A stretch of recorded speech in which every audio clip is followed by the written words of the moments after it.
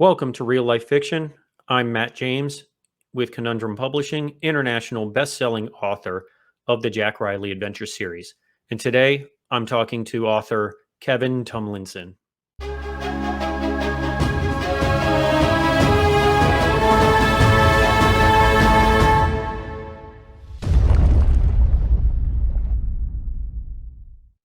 KEVIN, thank you for coming on Real Life Fiction. I am really excited to have you on. I am excited to be here, man. I appreciate you having me in. Oh, absolutely. So this is what's kind of great about this is people that I have talked to so far, it's usually the first time I've actually talked to them face to face, screen to screen in this case.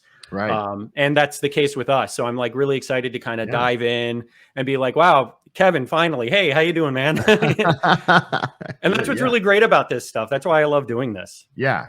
That's why I got into podcasting initially, was to talk to people more interesting than me. Talking to authors and other entrepreneurs and people that I admired and then I wanted to learn from. That was the whole point of podcasting for me.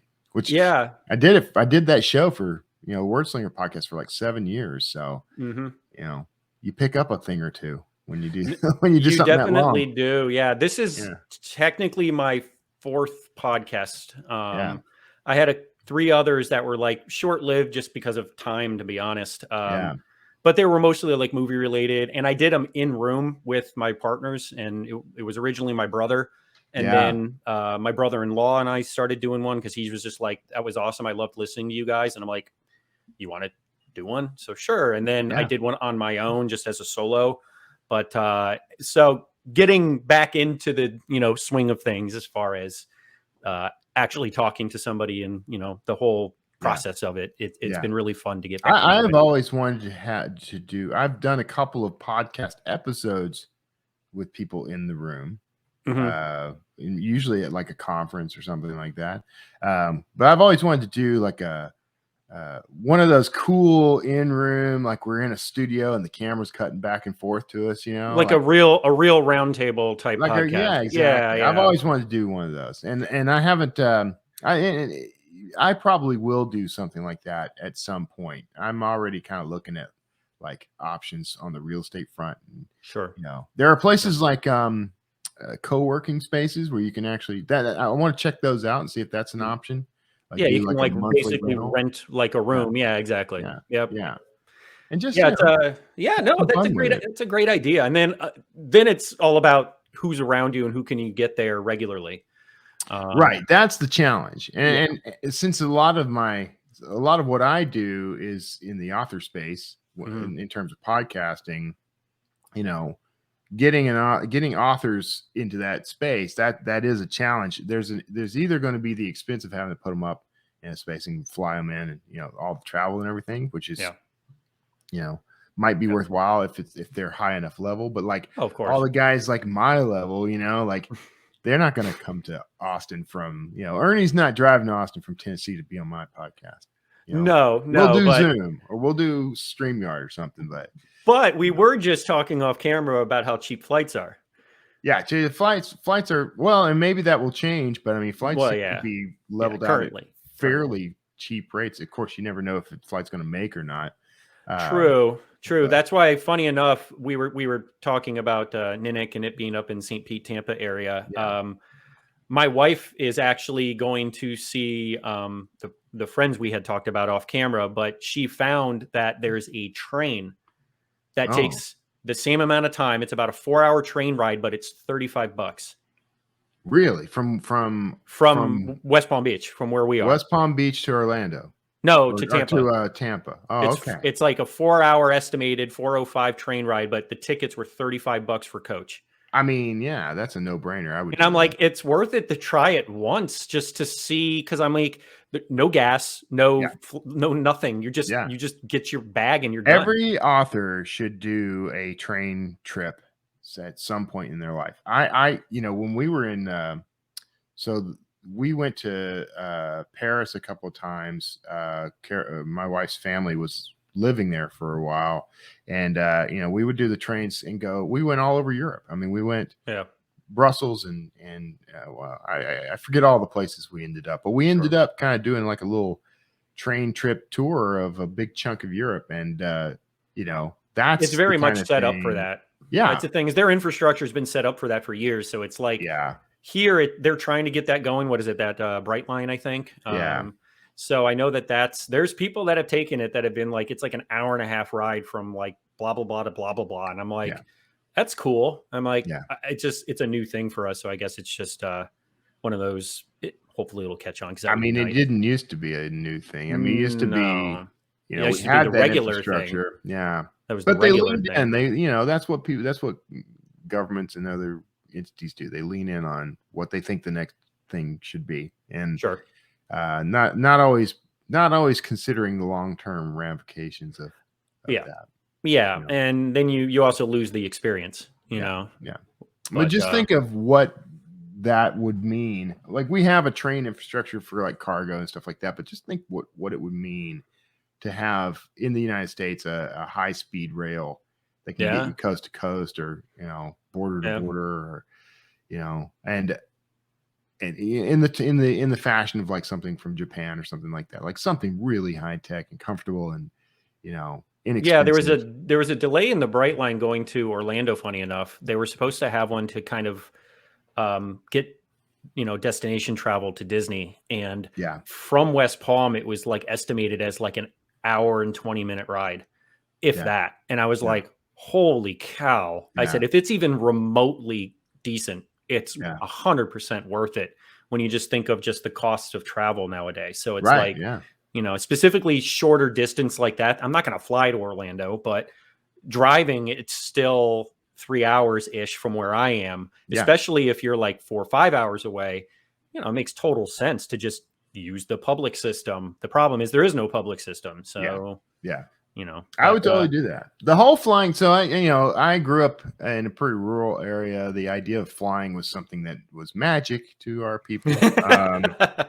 And, descended from the Wright brothers originally. Right. And I don't think in terms of, there's a short flight. So, you know, I remember the first time, a friend of mine, I was coming to Austin. A whole bunch of us were coming to Austin, to stay with some friends. And she took a flight from Houston to Austin, and I drove. And it was really, ultimately, we spent about the same amount of time traveling, but she got there much more rested than I did, right? So, you know, she spent some of that time in the airport, some of the time on the plane, but in perfect comfort the whole time. Whereas I was, you know, hot footing it across the country, and we got there around the same time. So, especially for you, because I mean, Texas takes a day. Houston to Austin is only about 3 or 4 hours. 5 hours ish with stops. Right. You know, if you're just barreling through, you can do it pretty. And if you pay no heed to state speed laws, you can make some pretty good progress. But getting from, you know, I would drive from Houston to Dallas. Now that's like a 10-hour drive, you know. People don't understand. Like that's a big chunk of the state, and you're still not out of the state. You're still like another like 3 or 4 hours before you get out of the state. At that point. No, I mean, that's like Florida down here, because there's just that long. And it's like, that's why a lot of bands don't come down and see us, is because the travel it's twice the travel. You have to go south and then travel straight back through you went. So most of the time they just stop in Orlando and Tampa and say, South Florida, sorry. That's, you know, it sucks. But I mean, if when you're I was like doing documentary TV, we shot a bunch of footage in Key West. And so we drove from, I think from Miami, and that's a drive. And that's a drive, man. You don't think it is, but that is a drive. Yeah. That's why I say, if you're going to go to the Keys, go to where Rick lives. Rick lives in Key Largo. Go to Key Largo. It's the first key, and it is the Keys. It's like you're there. As long as you stay on the Western Shore in the Gulf. It's the Keys. I'm like, I have no interest. I've been here my whole life. I have no interest in going to Key West. Oh, no, you should go at least. No, I don't. I refuse to drive that far in Florida and stay in Florida. I went and paid homage to Papa Hemingway's place, you know, and saw the 6-toed cats and the typewriter, and, you know, Yeah. All the touristy stuff. I mean, Yeah, Papa's Pilar rum is made down there. I mean, it's named after, Ernest Hemingway and his ship.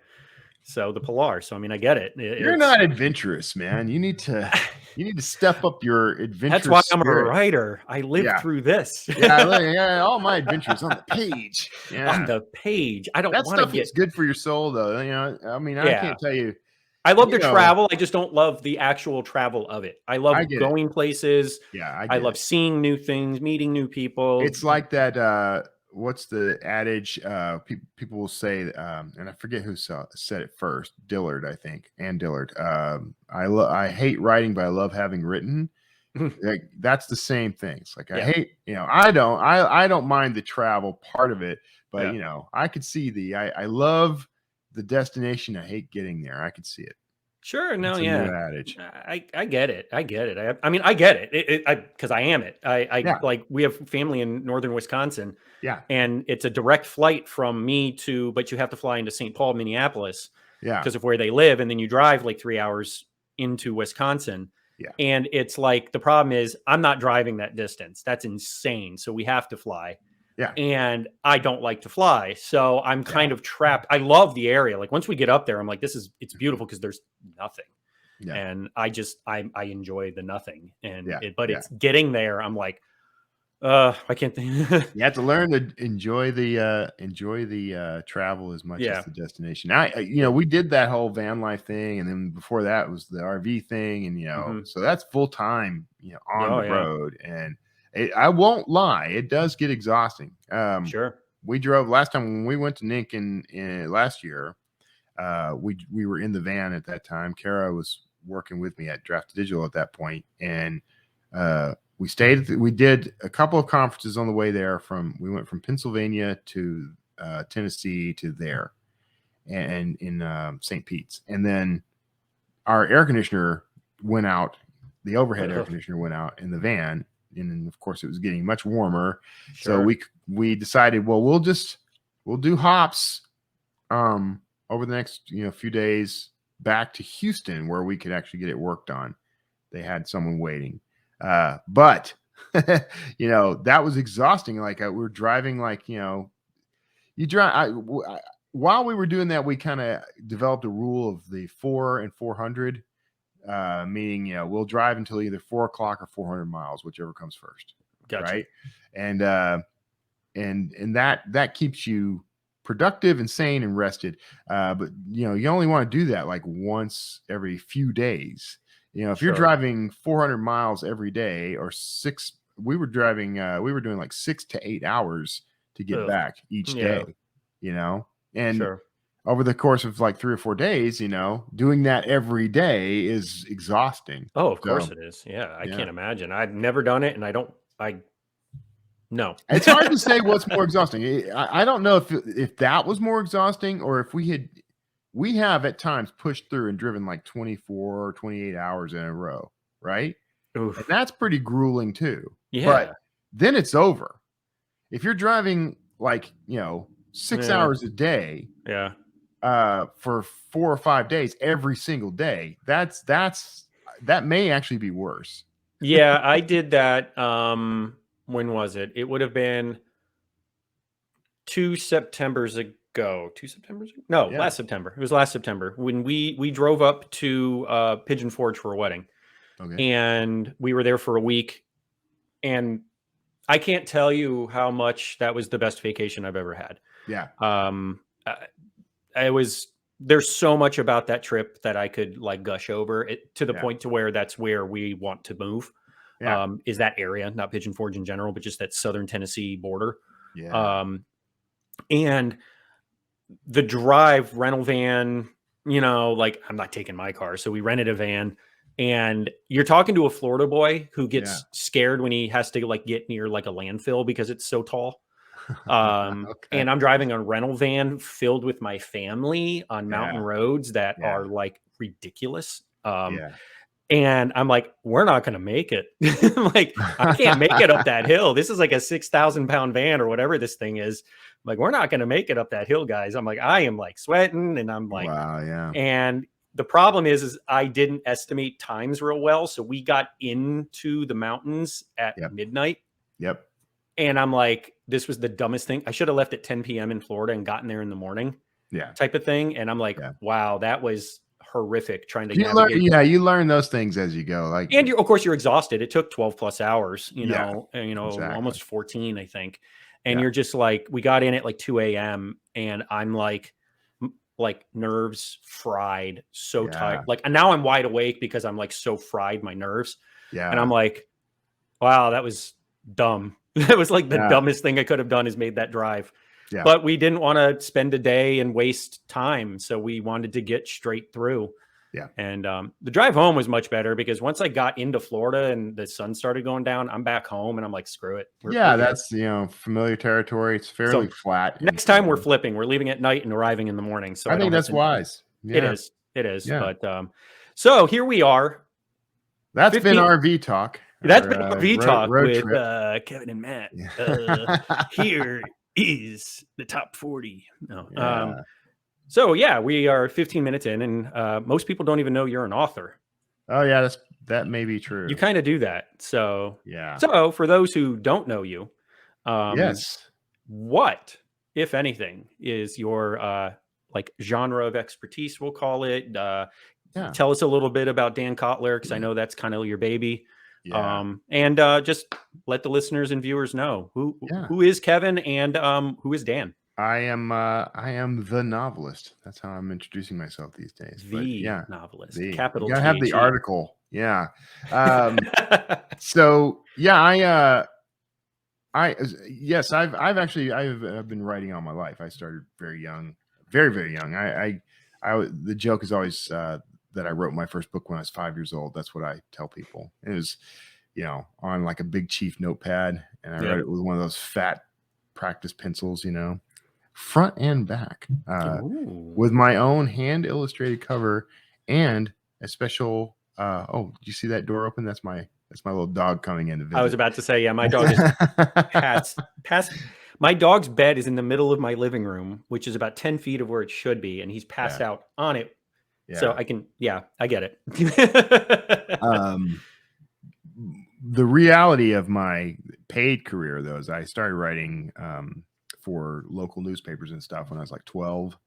Oh, wow. So I was getting paid, not a lot, like $10 per article, but I was a published paid writer at that point. And I spent most of my life writing as a career in one fashion or another. I've had other careers. I was an engineer, electronics engineer for a while, and other things, some pretty eclectic things. If you look at my resume, if I had a full resume out there anywhere, it'd be pretty eclectic. But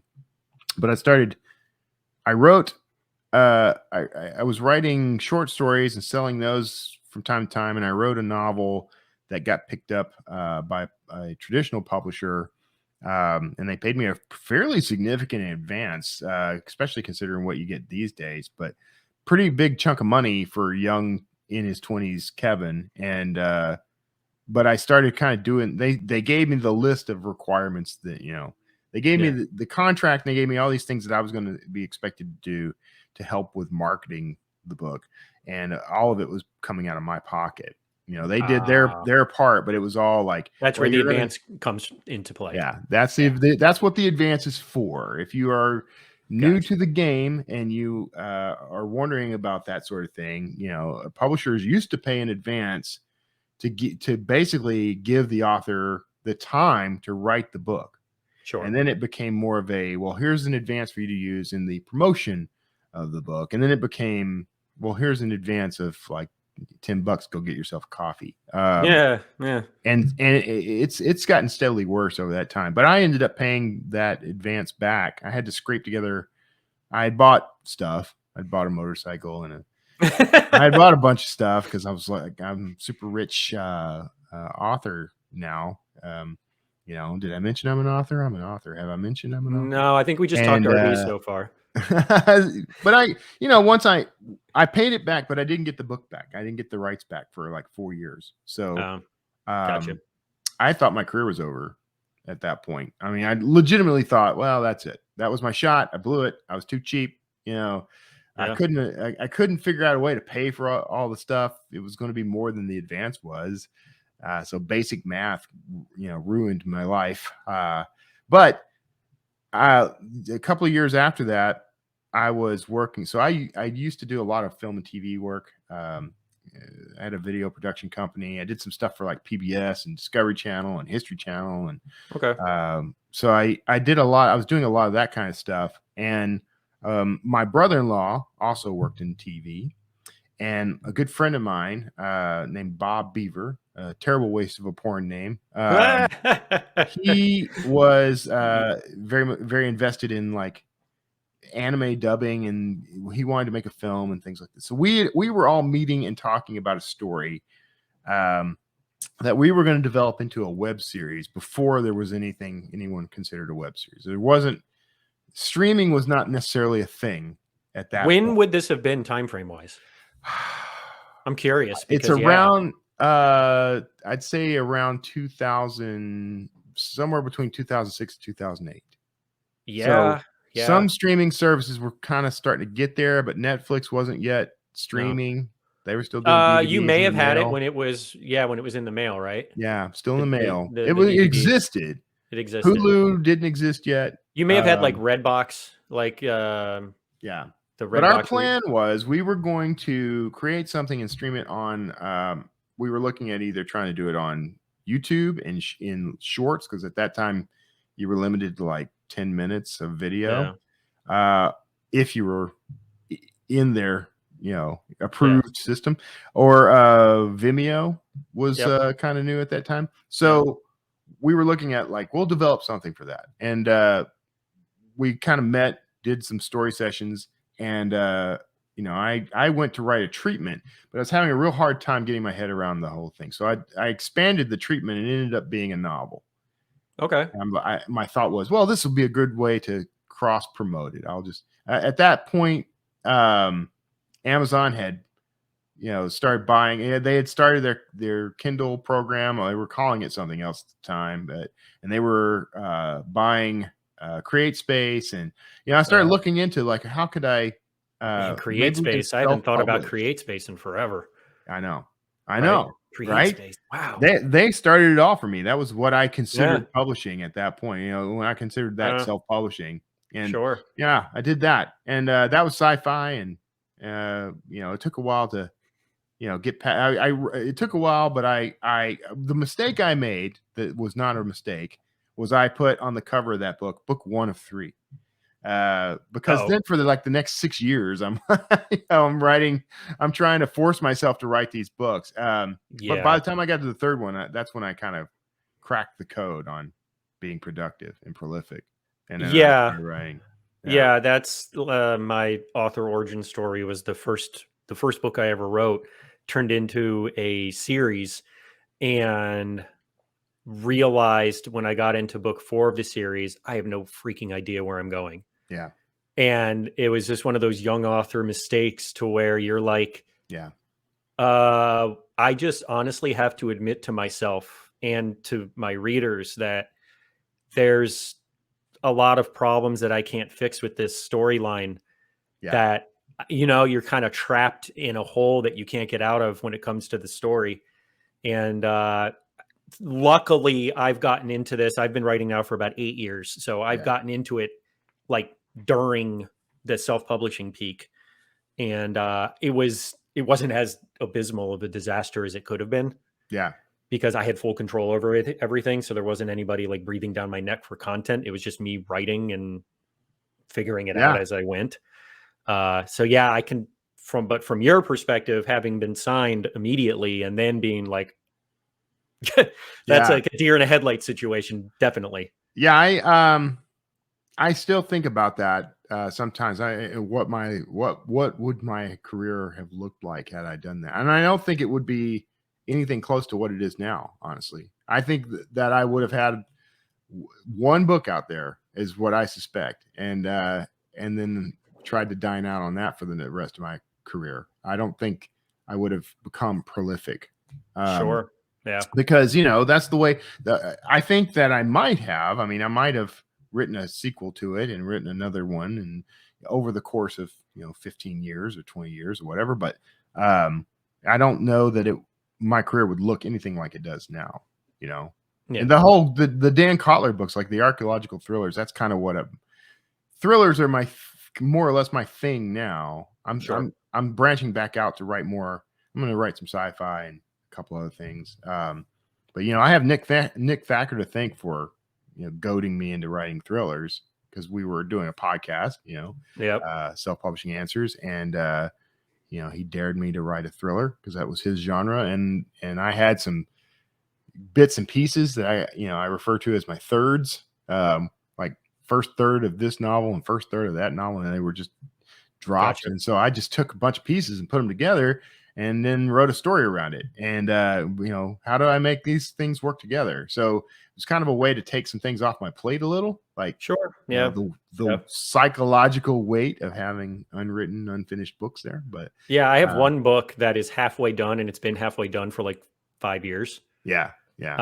And it was like my explanation of the Bermuda Triangle. Yeah. And sci-fi thriller, but I try to lace in as much history into everything I write. And I got to the finish way too soon. And I'm like, uh-oh. Now what? And I'm like, maybe this isn't as hot of an idea as I thought it was. And it's been sitting on the back burner for quite a while. You just need subplots. You just need to put some B, C, and D stories in there. That's how you do it. Yeah. I'm in the same boat. I have a book I wrote early days, back like in the late 90s. And it's just never seen the light of day. Sure. It was like 50,000 words, and it was my first attempt at long format fiction, and I was trying to emulate the people I thought were successful. So I was emulating Stephen King. So it's sort of a suspense horror thing, which is not really my strong. More like slow burn, like just kind of, So I'm but that book has sat there waiting for me. And I've only recently, in another challenge from Nick Thacker, I'm working on another thing where we're trying to do like a book a week. And we're willing to cheat. Like, oh, I've got this manuscript I could just clean up. Well, it's taking me longer to clean it up than I had anticipated, but because it's early days. I mean, it was early, I didn't have my craft buckled down, I didn't know what I was doing. But it's not actually not terrible. It's not as bad as I always dreaded. And then you did we'll get back to Dan in a second, but you said that about a book in a week, but you did a challenge, correct? Yeah. Where you were trying to write books in like the shortest amount of time possible, but still make them work. Yeah. And go over that for a second, because I was following along with that going, what is this maniac doing? Yeah, I did that. It started with the whole 30-day author thing, which I wrote a whole book about, but write a book in 30 days. Well, I was more or less riffing off of the NaNoWriMo book, and they had a challenge. They have a monthly or annual challenge in November to write a book 50,000 words in 30 days. And I thought, well, if you can do that, maybe I can do 10,000 more. I did 60,000 words, and I wrote a book in 30 days. And then I thought, well, can I do that in 15? And I did. And then it was, can I do that in a week? And I did. Absolutely possible. 10,000 words a day for 6 days, you got a 60,000 word book.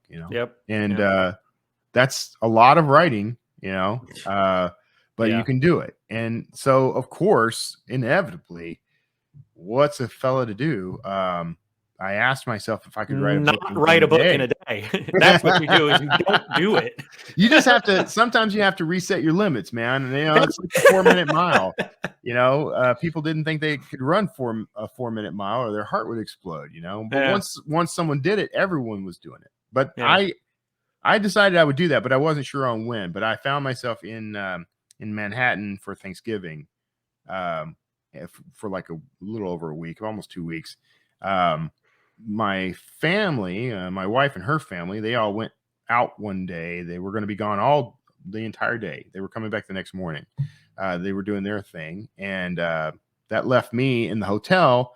and it was snowing and horrible outside, and I didn't really have anywhere I wanted to go. Yeah. So I could see yeah, I mean, I took the opportunity. I at that point in my life, I was getting up at 4 a.m. no matter where I was. So I got up at 4 and I went down to the hotel, like a bar cafe area, and I bribed the people there to keep me plied with coffee and food, and watch my laptop when I go to pee and things like that. And over the course of the next, like, I mean, I want to say it was like maybe 16 hours, 18 hours, something like that. I mean, over the course of the day, I had chunked out a 60,000 word draft. And I'm not going to tell you that was published ready or anything, but it was a complete story. And I mean, that's 60,000 words in one day, and I was wrecked. Yeah. Absolutely. I wouldn't recommend the experience to anybody unless you just want to push yourself, which is that's what I wanted. And then I edited that over the course of the next month. I mean, I took my time to edit and clean it up and get it ready. And I've even done a slight rewrite of that book over the years, just to fix things that I learned more about my craft. So I applied what I've learned. But yeah, I wouldn't recommend it. But I did just do the sequel to that book in a week, like 2 weeks ago. So the first one is not published? The first one is published. Oh, it is published. Yeah, okay. It's one of the books that people weirdly love most out of my catalogs. The title is Evergreen. Okay, no, I've seen the title on your page. Yeah, so that's one that people really loved. And when I did the refresh and I relaunched it about a couple of years ago, I asked people if they would want to see a sequel, and overwhelmingly everyone said yes. And so I've had that kind of on the back burner. So when Nick issued this challenge of let's write a book a week, I thought, well, what better book to start with than the sequel to the one I wrote in one day? And so I wrote the sequel. Now it's waiting to be edited, but it's done. Okay. Cool. That's awesome. Yeah. My goal from the get-go, because when I wasn't writing full time, I wrote full time for about a year and a half before this, but I was in between jobs, and I wanted to give the writing thing a shot, and I was making enough money, but then holidays, kid, blah, blah, blah. Life likes to. Yeah. But my goal was always to write a chapter a day. And for me, chapters always average out to high teens, maybe 2,000 words. Yeah. So I'm like, well, 60,000 words, that's 1 month. That's 30 days. Right. So it's very possible. And I did it several times because that was always my goal, was a chapter a day. Sometimes I would write 2 to make up for a day I did nothing. Yep. And did it. Now, unfortunately, well, I guess fortunately and unfortunately, my books are just a lot longer. So I'm like currently on 130,000 in my next Jack Riley book, which is like mind-blowingly long for me. And it's not possible in 30 days for me, at least not right now. I'll do. That's a chunk. My average book length these days is about 85,000, 90,000 words. Yeah. I'm comfortable around 75, 85. So if I can get around there, I'm happy. I get it. Ernest Dempsey has advised writing longer. He thinks that there's that appeases Amazon's algorithm, which may be true. But since I'm wide and I don't give a crap about Amazon's algorithm, I like to write books that have a comfortable, story beat to them. Sure. And I mean, look, what we constitute as a book has really changed a lot. Oh, yeah. Yeah. You couldn't call yourself a novel if it wasn't 100,000 plus. Yeah. People would be like, you're not a novelist. This book is too short, blah, blah, blah. And now it's like 70, 80,000. Nobody cares. Yeah. If it's 70 or 80,000 words of a fantastic story, no one's going to care. If you do it right, no one really cares. In fact, I've had people complain. I have some shorter stuff out there that's like novella length or whatever, and that's typically something I wrote for like an anthology, and then I repackage it as a book. Gotcha. So people will complain that that's too short. And I Nick try and to I adjust the price. Yeah. Yeah, Nick and I are doing that, so I get it. Yeah. I mean, short. There is a place for shorter fiction, and the people who complain aren't the audience for that, right? There are people though who like short stories and like novellas, and because they want something they can read over a sit-in. And yeah, my favorite are the people that read a short story or novella with the words short story or novella in the title and then complain that it's short. Yeah, I'm like, I get that too. I get that too. And I try to make it explicit from the start that it's a short tale. Oh yeah. Yeah. That's what we're doing with our Zara Kane series that him and I are putting together. Yeah. Is I was putting together the initial first draft of it, and my thinking was, well, if this is a new series, a brand new character with two well-established authors, I want to make it the biggest, most nuts opening scene. Yeah. Like Indiana Jones on steroids, where it's like a quarter of the movie is just this opening number. You know what I mean? Yeah. And the prologue ended up being 6 chapters. And Nick's like, what the hell did you do? And I'm like, it's really good. I'm like, he goes, yeah, but your prologue is a novella or whatever. Yeah. And I'm like, I told you I was going. That's when you have to learn to murder your darlings. Yeah, I told you I was going big. And he's just like, but the file's 140,000 words. I mean, in that case, I would probably pull most of that and make it a prequel novella. So what we decided is, I'm like, well, what if we just pull the prologue and write it as a introduction to the character and release it 3 or 4 weeks before the initial novel? Yeah. And he's like, perfect, we're doing that. Yeah. I'm like, well, so I just I just wrote, and that's where the scene went. I mean, that's the problem is I'm like, I'm not going to stop. One of the books, one of the book a week books that we just did is I did a co-authoring thing with Nick. Basically, it's kind of funny because the way it started was, I had pitched a series to a publisher, and they had come back to me and with notes and whatever. And so they wanted a pitch for 3 books in that. I gave them 3 pitches, and then they came back and picked one, and they said, give us 3 outlines or treatments for the first 3 books in this series. And so I did. And then they folded over the pandemic, something. They're gone. Gotcha. Or they're no longer doing that deal. So that fell apart. But, Nick was like, we need to co-author something again. And I said, well, I have this series and I have these pitches, and here's the character. And, if you want to do an outline based on this, I'll do the book. I'll just write it. And then you can come back and edit and add what you want or whatever. And so that's what we did. So that book will come out soon. That's a military thriller. Oh, cool. So that I think that one's going to be well received. I think people are going to dig that.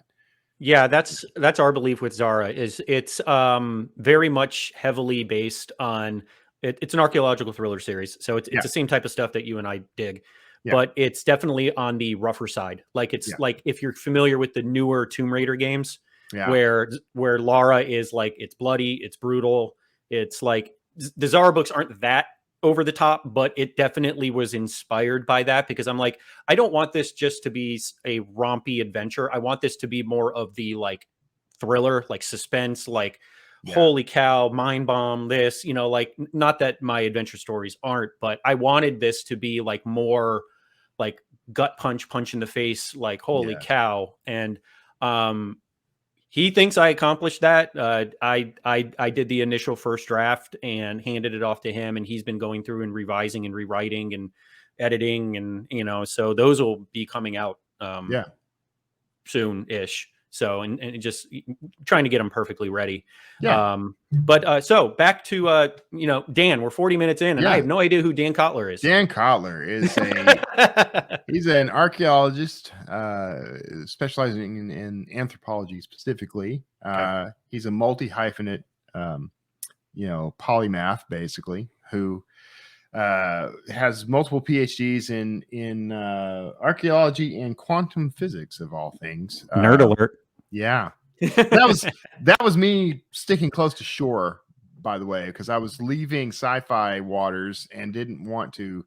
I wanted to be able to call on my experience and expertise before I committed to something. So Sure. I probably wouldn't have done it. I wouldn't do that now. But it has fed plot here and there. But he's a consultant with an agency that has spun off of the FBI at this point called Historic Crimes. Yeah, you have some shorts involving the historic crimes. And that's why I did that. I wanted to, I created something that my characters could all be a part of so that I could do crossovers. Because I am in the process of doing the exact same thing with Jack Riley and Zara Kane. So yeah, exactly. So that's how I did it. So I have a label now that those my two main characters so far can participate in. And the new Evergreen book, I actually have not a crossover, but it ties in with one of the crossovers. Okay. And very heavily. And so I'm It's waiting. a kind of a crossover. Kind of. Because the thing about the Dan Kotler books, and I have another protagonist, Alex Kane, and she's that's more of a technological thriller, fugitive thriller story. And they interact in the historic crimes. Like they're both part of that now. So there's an event that happens in one of the crossovers. The thing about those characters though is they're very grounded. Like I don't have supernatural powers and things like that happening in those books per se. And if it does, it's more of a what did I just see kind of thing. But Evergreen is very staunchly sort of a supernatural thriller. Almost, I've framed him as kind of a superhero in this next, not more of a street level superhero character, like a kind of a not gotcha. He's not athletic, but he's got an ability. He has a supernatural ability. Gotcha. So I've set that up. I set that up in the first book. That's the whole shtick. But I had an event take place in one of the crossovers that I knew at the time I was going to come back to with Evergreen. I knew. And so I actually had a brief mention of the capabilities of this character in that book as sort of a secret government lab experiment thing, right? So there's all that. Dan Kotler and Alex Kane, they are these. I'd say they're somewhat larger than life, but I'm a very character driven writer. And same. You can call these thrillers, but really they're the same stories I've always told. There is an element of sci-fi in thriller writing, and there's an element of fantasy in thriller writing. Well, of course. And so, I'm still getting to kind of stretch my legs a little on those topics, but I've got some ideas in the books that I think are going to shift that. I'm going to start writing a little more sci-fi again. Nice. I've discovered, since I've purposely attempted to keep stories and characters grounded now, like more than ever. I have to be like uber creative to make it work. Yeah. Because you can't fall back on, well, this will just happen and it's because of this supernatural item or ability or like I don't want to say it's like a cheap way out or a lazy way out, because it's ex machina. it works when it's appropriate, but it's like at the same time I find myself enjoying the writing more when I just can't say, oh, it's because of the spirit of this happened and blah blah. It's like I always try to have a scientific explanation for what has happened. In order to keep it realistic. And that's the expectation that readers have with thrillers. They want an explanation as to why that technology works the way it does. In science, in hardcore pure science fiction, you can just have the device that teleports someone from the Earth to the moon. But in a thriller, you have to explain that there's some science behind that. What is the science? Like, it's quantum entanglement and this, replication theory, and you have to explain that. And so that's one of the key differences between thrillers and science fiction.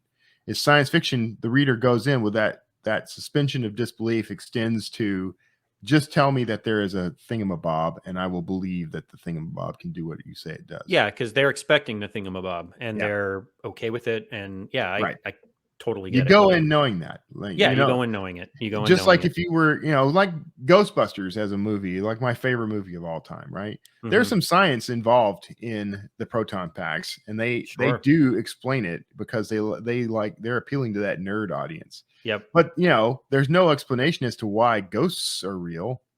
No. Or why, but I always liked the interaction of science and the supernatural in that, Yeah. So that's something I've kind of, I try to strike that balance in my fiction as well. And if there's some sort of supernatural element, the science is what we use to deal with it or understand it or, explain it or whatever. Yeah. And going off on that tangent, Afterlife was probably one of the best movies I've seen in years. I thought that was an incredible movie. I openly admit I cried 3 times. Oh, okay. I weeped at the beginning. I won't hold that against you. I weeped at the beginning with Egon because I needed to know what happened to Harold Ramis because in real life he was dead. Yeah. And I needed to know what happened to Egon's character. And when I saw it, 10 minutes in, I had tears running. Yeah. I was like, oh my God. And then the end with his ghost. Yeah. And there was a really dumb scene, but a scene nonetheless, where I think they're driving through their little small town and all you hear is ding, ding, ding, ding. And you hear like the piano from the original Ghostbusters when they're hunting the ghost in the basement. Yep. Like that score that is so like they did such an excellent job. Yeah. They brought in all the right notes, like literally and figuratively. Yeah. When I heard that Jason Reitman was taking over for his dad, I was like, oh my gosh, this is going to be amazing. Cause I'm like, because that kid grew up on the set. Yeah. That's what he said. He goes, I grew up on the set and if you think in the movie set. And I know that it's taken some criticism here and there, but I mean, if you really think about it, that movie was every kid's fantasy. If you grew up in the 80s and 90s watching the original Ghostbusters, your fantasy was, well, what if I live out in the middle of nowhere, but what if I found a proton pack or Ecto-1 in my barn? I mean, that was every kid. No matter where you grew up, if you were into that, you had a fantasy about what you would do if you had a proton pack. Yeah, and when you have Phoebe, I think is the girl, the daughter, when she first discovers the basement, and then all like the lights and the mirrors are moving around, and you're like, your brain is going, oh my gosh, Egon's helping her. Like you're like, and you're sitting here going, this is so mind-blowingly amazing because of just what it means. Yeah. Especially when you're a diehard fan of this stuff growing up, and you're just like I said, that entire movie, I was like floored by how amazing it was. And they had the abysmal restart with the all-female cast, which was just a movie that didn't need to be made. If they had just stuck with it being a sequel rather than a reboot, they could have made that movie something good. But no, they had to. That was the thing, and I took some backlash. I think people must have showed up at my house. I'm sorry. I took some backlash on comments about that film when it came out because I just thought it was atrocious and awful. And awful. I got called a misogynist, and I'm like, well, no, I'm not. I was really looking forward to seeing like what the movie would be like with women not playing the characters of Egon and the others, but playing like new characters are coming into this universe. I thought that was going to be great, but when they decided the fact that they throw all that out. Well, and what I didn't honestly, even the actresses are great. The problem is they each represent the original Ghostbusters when it comes to personality, when it comes to like their iconography. Like their role in the team, like they all have the exact same personality. And I'm sitting here going, okay, so now it's not even an original. Like, it's like how much of this movie is actually just a copy and paste with a new cast? And I'm like, that kills it even more. It's like, that was my thing. Yeah. I'm like, you could have done something really, truly original and good. All you had to do was build on what was already there instead of. Well, like Afterlife, it's his Afterlife did that. Yeah. It's like, that's all they had to do is, these are the daughters of the original Ghostbusters, and they discover blah, blah, blah. Yeah. Done. It's like, okay, maybe this is going to be good, but no, Well, I didn't write Ghostbusters. No, I didn't either. I did I'm with you. Yeah. With Afterlife, I think it was amazing. So like with Ghostbusters, I always love to hear like the influences behind your work. Like growing up, like mine are very much the action adventure, heroes. It's Indiana Jones, it's Lara Croft, it's Nathan Drake, it's, Brendan Fraser, it's, Rick O'Connell. It's, I have like this of Goonies. I have this affinity for the rompy tales of adventure. And I do too. Yeah. Not that I'm also wearing a Zorg shirt. So, Fifth Element, one of my I gotta give shout out to movies. my guys, my folks. We're the Russos, Joe and Kate Russo on YouTube. Check them out. Oh, tell them I sent you. They're fellow van lifers. Oh, okay. There we go. Yeah, my influences. I mean, I read a ton of stuff growing up. Anything I could get my hands on. Orson Scott Card has always been my favorite author. Whatever anyone thinks of him, I've always loved all his work. Ender's Game was the book that made me realize that you can do this as your career. And so that's what inspired me. One of the books that inspired me. But films like Ghostbusters and Indiana Jones, of course, there would be no Dan Kotler if Indiana Jones hadn't existed. I wouldn't be writing. Yeah, I mean that's the stuff. I pretended that stuff my whole childhood and told those stories to myself over and over again. A lot of my books are based on. I've realized whether I didn't always do it intentionally, but I had some fantasy I played out as a kid, and so that has been expanded now into this series of books. I read all the Encyclopedia Brown books when I was a kid. Yeah. Dan Kotler is essentially Where in the World is Carmen Sandiego? Yes. Yeah. Where in the World is Carmen Sandiego is a big one for me. That was fun. I would say Dan Kotler is more or less a grown up Encyclopedia Brown. That's when Encyclopedia Brown grew up, he decided to become an archaeologist and now does some work with the FBI. Kind of like the chunky kid from Jurassic Park became Owen Grady. Yes, exactly. That's the theory, anyways. That's the fan theory, anyways, which I find hilarious. I hope that's whole like Goonies Jurassic Park connection. Yeah. Wow. I thought that was hilarious first time I saw it, but yeah. No, so those are I read a ton of stuff. I watched a ton of stuff. I was an 80s kid, so those action adventure movies were my bread and butter. I gravitate toward very intelligent, approachable characters, who have a wry sense of humor, and sometimes I gravitate more towards the zany characters, like a Peter Venkman, David Addison from Moonlighting, but for the most part, my characters are kind of aloof to a degree, but they're they know people. That's the common thread with my characters, is they tend to know how people think, and they tend to think their way out of their problems. And they tend to be very clever and resourceful. So that's like for instance, that's how I take hand-to-hand combat and fighting scenes. Is like Jack in this case, and even Zara, are very, very capable fighters. They are better than your average human being. They are not a black belt in whatever martial arts, yada, yada. They are not allowed. They are not afraid to fight dirty. There is no such thing as a fair fight, when it comes to, street fights and stuff. So I portray that as, if I'm in a street fight with somebody, I'm going for the worst possible places on your body first. There is no pride in a fight. That's why a lot of my characters end up knowing Krav Maga. Yeah. If they know any martial arts at all, they know Krav Maga. And and then that also brings in the realism of it, because if you're in a street fight with somebody, you're not going to pull out these weird like jujitsu moves and like karate moves. You're just it's a brawl. Right. It's a brawl, and you're going to have to hit you're going to have to weaken your opponent somehow when you're in close quarters. And in this case, like Jack specifically, he's just like, hey, I wonder if this is going to hurt. And just like, just goes at guys. And I'm like, that's, the eye poke, the groin kick, the knee, like doesn't care. Yanks on his hair. No big deal. And I love writing those scenes, because I'm just like, I'm going to make it as like grade school brawl as humanly possible. Yeah. You need to make your reader wince. Oh, they need to cringe at the thought of what just happened on the page.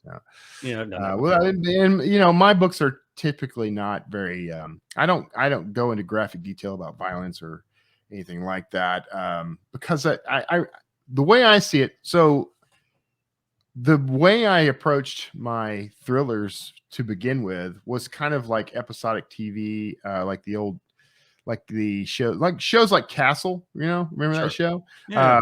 Where I have a prologue in my Kotler books. I always put a prologue in, and it's always a cold open, just like you'd see in like a television show. So it's a character that's not directly related to the protagonist, but is related to the whatever the story is going to be, the A story. Yeah. And I tend to write A, B, and C stories throughout. Like I tend to write in a very comic book style, so that once I've graduated through the book, the B story is kind of the side story. The C story is just a setup for the next book, and then I write the C story as the A story. And, you know, so I have a whole process there. I've learned to the point of it being instinctual at this point. But yeah, that's the format of those books. And then I did something different with the Quake Runner Alex Kane books, because I didn't want to fall back on tropes, you know, the same trope. There are tropes. I'm definitely thriller tropes in there, but I didn't want to repeat the same process. And so when I have an Alex Kane story, it's typically picking up with in the middle of the action with her, you know, like in the middle of some action, like she's got a case she's solving, you know. Pardon me. We discussed how I'm not supposed to cough. You're not supposed to cough. But yeah, and then with Evergreen, kind of always, you know, well, always. I've had 2 books in that series, and I'm not even sure I'm going to go more. But you know, those books opened with kind of an explanation of the guy, you know, like his philosophy and his abilities and things like that, in a not so ham-fisted way. Like the second book I did open up with, well, okay, first the rules. That's like the first line of the book. Okay. And so you get the setup right away of here's how my abilities work, because it's a first person story. Okay. Just getting it out of the way. And perhaps, I have a series. Sometimes you know, you do that, and sometimes you don't. I used to consider first person narrative to be cheating, by the way. First person narrative is my favorite way to write. Yeah. Absolutely my favorite way to write. My Dead Moon series, which actually, I don't know if I've actually told anyone this, but will be republished with Conundrum, and new covers, new book names, editing. And then I have announced that I'm writing the 5th book in the series next year. But that is all first person perspective. You are the brain of Frank Moon, and I get to be as weird and quirky as humanly possible, because that's how the human mind works. And I have a blast writing that style. I can write those books quick. It is cheating. I understand what you're saying, because I don't think it is cheating. I just always felt like it was. Yeah, no, but I can understand the thought of that, because you don't have to go into like super deep detail in anything. Because you only know as much as the character does, and his education and his experiences. But I also love that, because it just makes it super realistic. So it's like, that's probably why, like I've mentioned before, my writing style is a combination of both major styles when it comes to first and third person. In that, when I'm in the third person, I usually take on the persona of the character I am in. So like Jack doesn't know everything, so I'm not going to tell the reader everything. So I'll hint at certain things, because that's just what we do. But I don't like using the Morgan Freeman effect, the God look, where you see everything and you say everything. And it's like, to me, that's a little on the cheater side. So it's like, I try to blend both styles, and was actually complimented on that by Ernie, because he said, well, you've never been told no. Because I don't have any education in writing. I just started writing. That's right. I think most of the best writers, that's their experience. No one told. It's like when you start playing pool, you know, people can be really good at pool when they first start, like it's that beginner's luck thing, because no one's telling them, you know, you can't do that. Don't do it that way. Golf is the same way. You know, it's only when you start learning the rules that you start making all the really big flub ups and mistakes. Yeah, you start second guessing yourself because wow, Second guess yourself. I've been doing it wrong for this long, but then you don't realize, wow, but I was doing it better. You know, that's like Andy Weir. You know, I interviewed him on my show just before the film for The Martian came out, and I had listened to the audiobook, which was amazing. R.C. Bray at the time, right? R.C. Bray did that. Yeah, and the man. So he, you know, Andy's whole thing was, you know, coming off the success of that, he'd gotten a publishing deal for another book, and he was very proud that he was getting all this direction from the editors in the publisher. And you know, and I had asked him point blank, "Are you afraid that you might miss out? Like, you published the first book, you wrote it as an indie author, not, you know, are you straying from that?" He's like, "Oh no, it's going to be much better. I'm really glad for it." That second book tanked. I mean, it was just awful. And then he wrote Hail Mary, which was that much more Artemis. Yeah. Artemis was terrible. It was terrible. I'm not going to go into a deep analysis of it, but when he wrote Hail Mary, that was much more like The Martian. And I don't know that it's done as well, but I enjoyed it a hell of a lot more. So yeah, I mean, The Martian was phenomenal. There's no way to, you know, pick it apart. That's lightning in a bottle right there. It is, and the movie was done very well. You know, so it had a lot going for it. You know, I will say that. I was very impressed with the movie. You know, Matt Damon did a great job. Yeah. The humor behind it came out. It was done well. It was done very well. So the other thing I'd love to talk about is the process, the writing process. So I'll try to keep my answers short because I know we're already over. Yeah. Well, you have your Uber outliners who write the book before they write the book. Yeah. And then you have the pantsers right by the seat of your pants, sit down and just go. Yeah. I am in the middle, leaning more towards the pantser. I will outline 2, 3, 4 chapters ahead, knowing the direction I want to go. But I also find it very helpful to just let it grow and just go organically. Where like a buddy of ours, David Wood, he's more of the traditional outliner, which I'm totally fine with. I mean, he's a great guy. He's a great writer, and you can do it both ways. But I'm definitely more leaning towards let me just get on the laptop and just go. Have an idea of where I'm going, and then just change it on the fly when I find a better option. If I find a better option. Where are you? I'm absolute pantser. Yeah. I don't outline. Most of my books start with almost every book I've written started with the title and nothing else. And now, what's that? Mine starts with the picture. Yeah. Well, I'm leaning towards doing that now. I've been playing around with some stuff, and I've got a lot of original artwork I'm going to be riffing off of. I've been told by a mutual friend of ours, and how he has gone down that rabbit hole.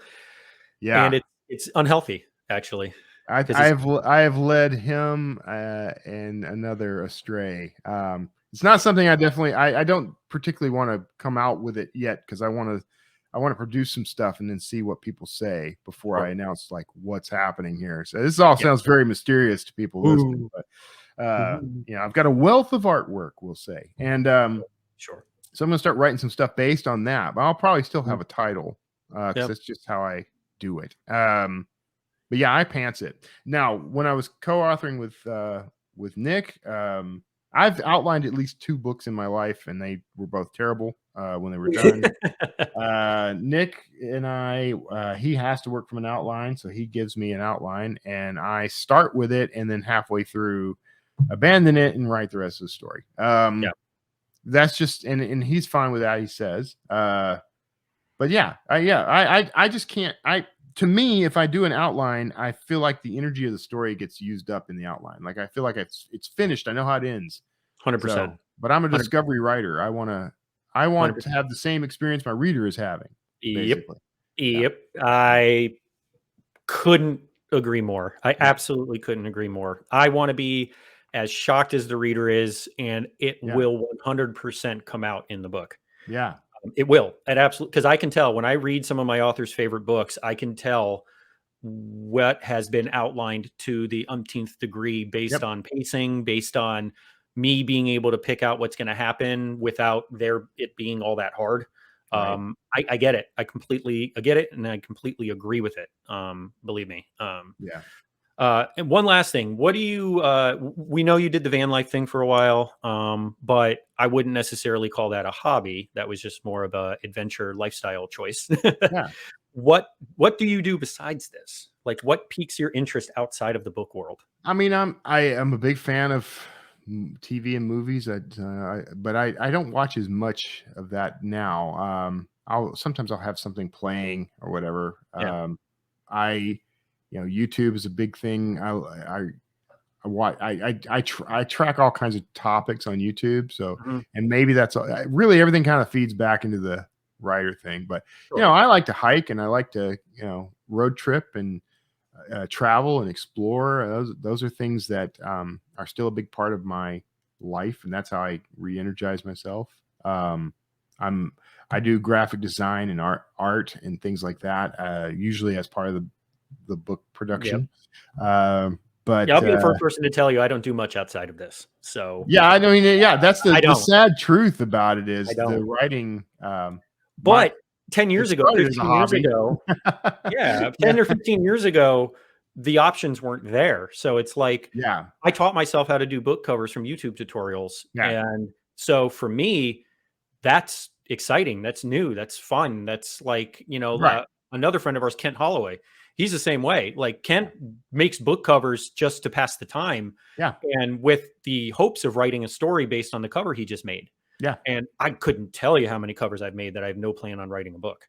Like, it's just, I'll see an image. I'm like, oh, that's cool. Oh, that'd be a neat story. Oh, this. And then I'm done with the cover. That's how it starts. Like, I can't write this. I have a ton of covers. This is science fiction horror. And I'm like too ingrained into the action adventure world to maybe grow the cojones to venture out again. Cause plus I'm just enamored with it. So I don't want to veer. I'd like to, but so like the Dead Moon series that we're republishing, that is my outlet. That is my science fiction horror action, and a ton of fun to write. So that's like my one outlet that I use that isn't in this particular genre. Now I'm doing the podcasting, we're publishing, and everything's book related, but it's all different facets of that industry. That's kind of my thing too. So it doesn't feel like it's the same thing over and over again because there's so many different things that are involved nowadays. Right. Yeah. And that's the original definition of career, was essentially that. The career wasn't just the job you had, it was the life you had centered around that job. That's why you had like career farmers and ranchers and whatever. So that's what I am. I'm the novelist. That's how I bill myself. I'm gonna write books, and everything else feeds into that. So same. Hobbies I don't really do. I should probably get some more hobbies to be a little more well-rounded, but hobbies tend to turn into jobs for me. They tend to turn into businesses. And when your job, when your business, when your self-employed business at this point revolves around that job, that career, there's an unhealthy way to look at it, but it's a realistic way to look at it. Is anything else you do is a waste of time. That's what it feels like. Because you got to break out of that though. No, you do. Yeah. And see, this is also coming from somebody that was working full time and trying to fit in writing as the hobby, as the outlet. So for me, it was like anything I did outside of writing truly was a waste of time, besides like family and stuff. But because I had such a limited amount of time per day that I could put into this, that if I didn't write, I felt like that day-ish was like a failure. And I know that's not like I said, the healthiest way to look at it, but it's also what kept me like driven and going, because I'm the same way. I couldn't write all the time, and it pissed me off. It angered me, because I was like, I'd look at my computer and go, oh, I need to write this story. I freaking love this story I'm writing right now. And I am so tired that what am I going to do? I'm going to go sit at my screen and do nothing. So I'm like, well, why write? And that's just honestly where you get into your headspace, because it's a creative process. And if you're too tired, the creativeness of it is just like, you know, it's a waste. But well, we've rambled on, and I 100% expected. Did not expect anything different, honestly. That's the Kevin Tumlinson experience. That's the Kevin Tumlinson experience. That was the Nick warning. Kevin's a talker, and I'm like, I know. He told me. Kevin actually told me I'm a the talker, first to confess that. Yeah. Yeah. Oh, so am I. I could talk about this stuff all day. Hence why I have a podcast now. Yeah. I obviously like to talk about this stuff. So before we get off, tell the viewers, tell the listeners where we can find you and website, all that stuff. Yeah. KevinTumlinson.com. That is the cleanest, easiest thing you're going to. I think I have some other URLs that might be easier to remember, but KevinTumlinson.com, if you can track that down. Everything I do is pretty easy to remember. Yeah. I think historiccrimes.com is another one I own. Yeah. Okay. Yeah. And obviously all your stuff is available wherever books are sold. Yes. So easy to find. You know, I always point people to Amazon because that's just the easiest. That's the easiest, but yeah, I'm everywhere. Yeah, you're everywhere. Help me expand that. Go buy the book somewhere other than Amazon. Any other experiences like this people can find you at? In terms of like podcasts? Just anything, any medium or anything that people can find you. Well, I do if you're an author, I do the Draft Digital. We have our Self-Publishing Insiders podcast, which you can find on YouTube and on anywhere fine podcasts are sold, and at draftdigital.com. So. Yeah, and if people didn't realize, Kevin is also the director of marketing. We didn't get into that. We didn't get into that. Yeah, to the publishing side of your life. The last bit. If you're an author, you can find all that on my website too. So there's a lot there. Yeah, so KevinTumlinson.com is the way to go. Yeah, I am at MattJamesAuthor.com because Matt James was taken. No other Kevin Tumlinson has any shot at a web presence with me alive. So if you guys have stuck around, please, as the kids now say, smash that subscribe button. Yeah. Because that's what all the YouTubers say. But please subscribe, find us on your favorite podcast app, do the same thing. Grow the show as big and as fast as humanly possible because this is always a blast. Kevin, I can't wait to have you back on because I know we're going to have plenty to talk about as the weeks and months progress. Yeah, man. We'll have to pace ourselves. Yeah, right. Maybe we need to have like a warning at the front of the show saying part 1 of 2, and then just have like right. Yeah, exactly. So, thanks again, my friend. I really enjoyed myself. Thank you. Of course. Thank you.